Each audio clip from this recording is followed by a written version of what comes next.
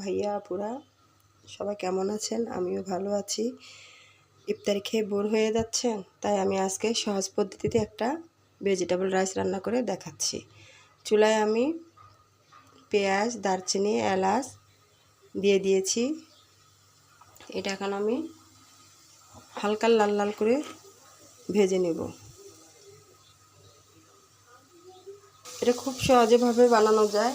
আপনি এটা পোলাওয়ের খুদ বাজারে পাওয়া যায়, এটা সিদ্ধ করে হাফ সিদ্ধ করে নিয়েছি। এখন আমি এখানে দিয়ে দেব মটরশুঁটি। ওটা তেলের মধ্যে হালকা করে ভেজে নেব। বেগুনি, পেঁয়াজু, আলুর চপ এগুলো না বানিয়ে এভাবে বানিয়ে খাবেন, দেখবেন যে অনেক সুস্বাদু, খুবই মজাদার খাবার। এখন আমি এর মধ্যে সামান্য আদা পেস্ট করে দিচ্ছি স্মেলের জন্য।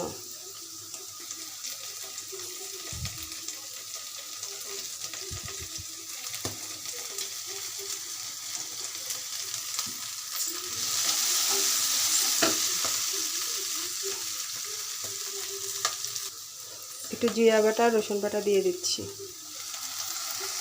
এটা এখন ভালো করে নাড়িয়ে নেব।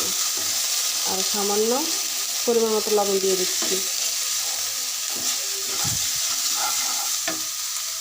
এখন এটার মধ্যে আমি আমার রাইসটা দিয়ে দিচ্ছি। এখন আমি এটা ভালো করে নাড়িয়ে নেব। চিনিটা সামান্য দিব, যে খাবেন সে দিবে, আর যে খাবে না তার চিনি দেওয়ার প্রয়োজন নেই। আর এখন আমি দিয়ে দিব আমার ডিম ভাজি করাটা। এখন আমি এটা ভালো করে এটার সাথে ফিনিশিং করে নেব। এটা রান্না করতে একদম সহজ। বেগুনি, পেঁয়াজু এগুলো বানাতে অনেক সময় লাগে, আর সব সময় তো এক খাবার ভালো লাগে না। তাই আমি বাচ্চাদের জন্য এই আইটেমগুলো করি, কারণ বাচ্চারাও রোজা রাখে, ওরাও আনন্দ পায়। আর এটার সাথে চিকেন দিব না, এটার সাথে একটা মজাদার খাবার আছে, দেখতে থাকুন। সামান্য চিনি, ডায়াবেটিস রোগীদের কিচ্ছু হবে না। আর এমন মাশাআল্লাহ এত সুন্দর স্মেল বের হয়েছে বন্ধুরা। তো আমার এটা হয়ে গিয়েছে, আমি আরেকটি আইটেম তৈরি করতেছি।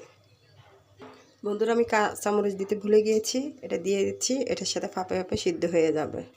দেখুন, এখানে আমি চিংড়ি ব্লেন্ডার করে নিয়েছি।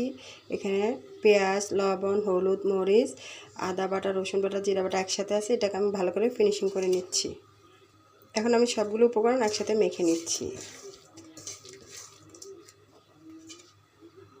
আমি আবার সামান্য একটু লাল মরিচ দিয়েছি, আপনারা খেলে দিবেন, না হলে দিবেন না। এখন আপনাদের যার যার সাইজ মতো আপনারা দিয়ে দিবেন। চুলাটা অল্প আঁচে রাখবেন। দেখুন, আমি অল্প আঁচে দিয়ে রেখেছি, এটা মশমশা করে নেব। এখন আমি একটু একটু করে উল্টিয়ে দিচ্ছি। আমি এখানে ডাল বাটা দিই নাই, কারণ ডাল বাটা দিলে চিংড়ির গ্রানটা থাকে না। সহজভাবে আমরা এভাবে তৈরি করতে পারি ভেজিটেবল রাইস। বাসা যা উপকরণ ছিল তাই তৈরি করেছি। এখানে আমি চিকেন ফ্রাই দিই নাই, এখানে আমি আপনার দিয়েছি চিংড়ির বড়া, আলুর চপ।